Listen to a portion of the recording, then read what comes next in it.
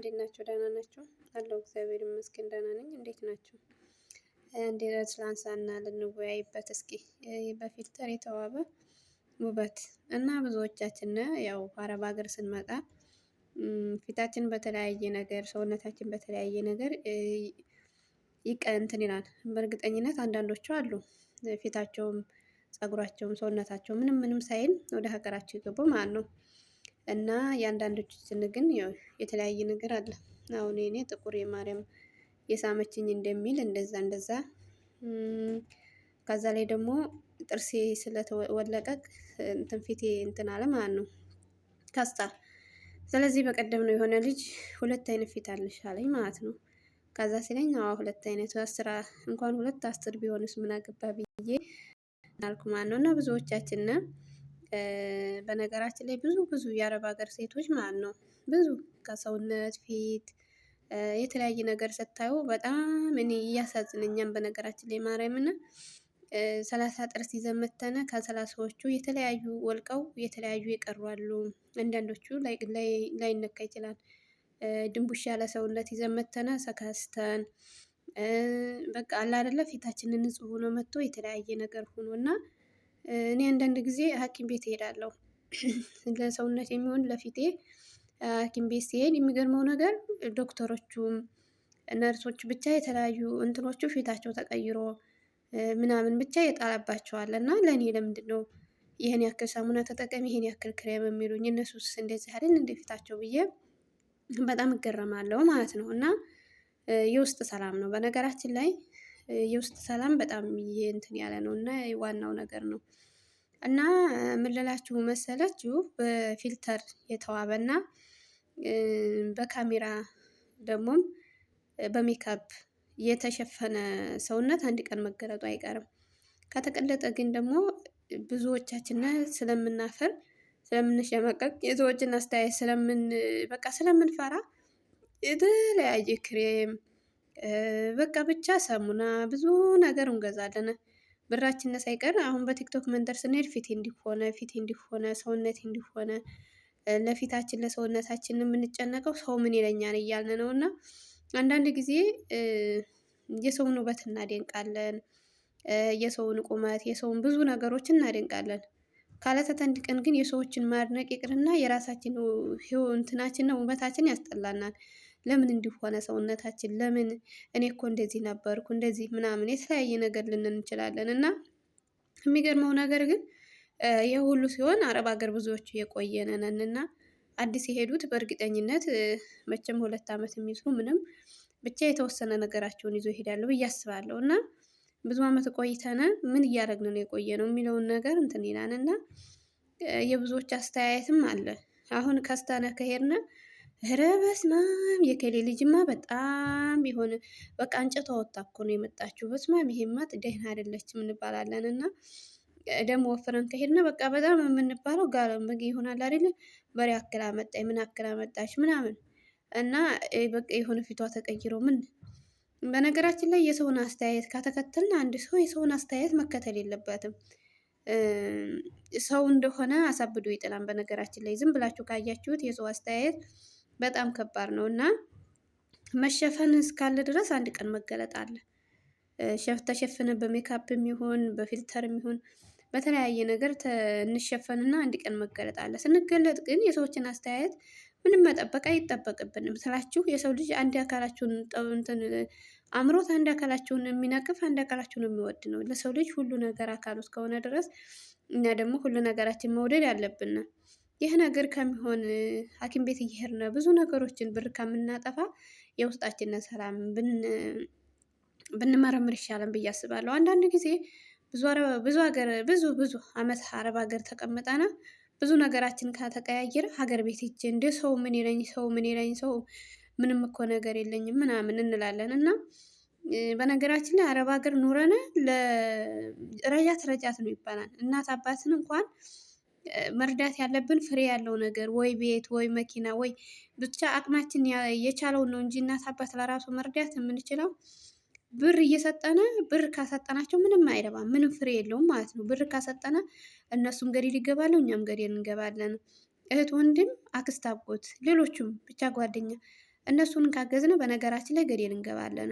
አንደኛና አንደኛ ከስንት አንድ ጓደኛ አለ፣ ከስንት አንድ ቤተሰብ አለ፣ ከስንት አንድ በቃ መልካም አለ እና እነዛ ነገሮች ለሰው ሁሉ ፍሬ ነገር ካደረጋችሁለት መልካም ነው። ግን ብር ነገር ካሰጣችሁት ሁላችንም እንጠፋለን ማለት ነው። ስንጠፋ ግን እነሱ ቢያንስ ቢያንስ እንኳን በሀገራቸው እየኖሩ ነው። እኛ ግን በሰው ሀገር ሆነን መቼ ሞልቶልን እንሄድ መቼ ሞልቶልን መቼ እያልን እድሜያችንን ከጨረስን በኋላ ወደ ሀገር ልንገባ ስንል ብር የለንም፣ እድሜያችን ሂዷል፣ ሰውነታችን አልቋን፣ ብዙ ነገሮቻችን የተለያዩ ነገር ሆነው አስባችሁታል። ስለዚህ አንድ ሰው ወደ ሀገሩ መግባቱ ለማን ሲል ነው ለምንድን ሲል ነው ከተባለ ለራስ ሲባል ነው። ምክንያቱም የሰው ልጅ አንዱን እንትን ብሎ አንዱን አብሮ በልቶም አብሮ ያማል።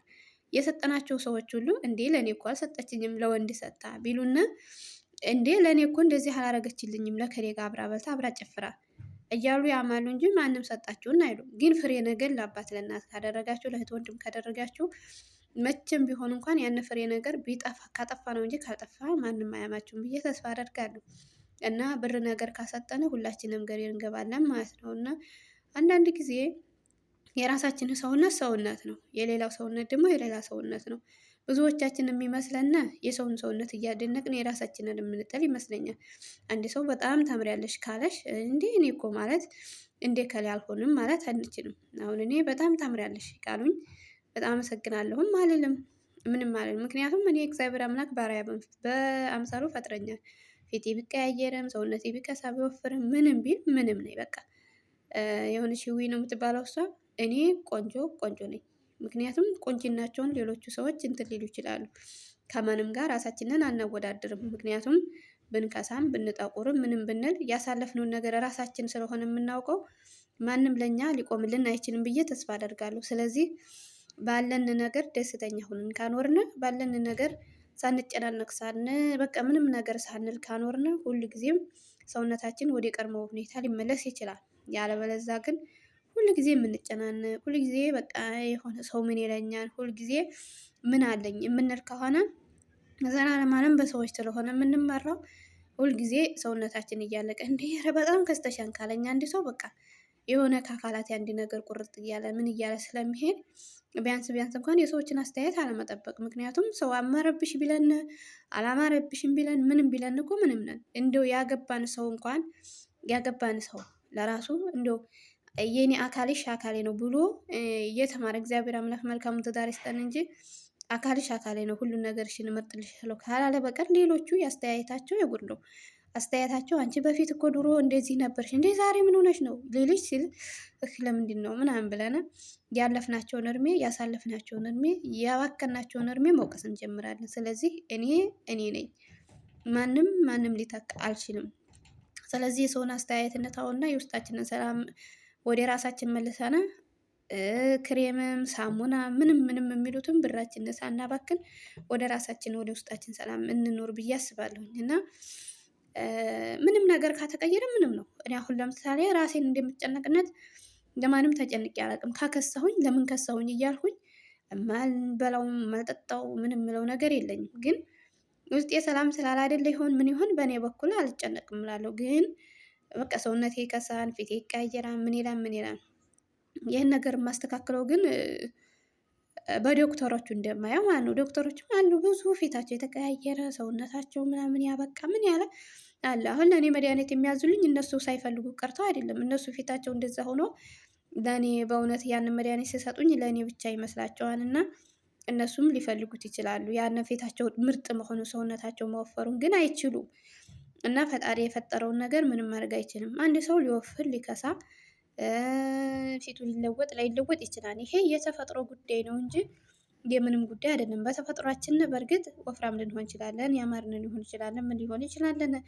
ግን ከጊዜ ጊዜ እየመጣ የሚቀየረው ነገር ሊያሳስበን አይችልም። በነገራችን ላይ ሊያሳስበን የሚችለው አንድና አንድ ነገር እኔ የት ቦታ ነኝ ብሎ ሊያስብ ይችላል። አንድ ሰው ተፈላጊነቱ እስከ መቼ ድረስ ነው? ብዙ ሰዎቻችን ይመስለናል። እና አሁን በሚዲያ መጥቶ ባል የለ ሆኖ ገዝቼ ባል እንደዚህ ብዬ ሲሉ ብዙ ሰዎች እንትን የፊታችን መቀያየር ሳይሆን የኛ መዘገየት ለምሳሌ ምን ድረስ ነው ብለን ማሰብ አለብን። አንድ ሰው መዘገየቱ እስከ መቼ ድረስ ነው ብለን ማሰብ አለብን። ባል ሳናገባ የዘገየነው እድሜ ስንት ነው? በዚች ምድር ልንኖር ስንል የዘገየነው ምንድን ነው?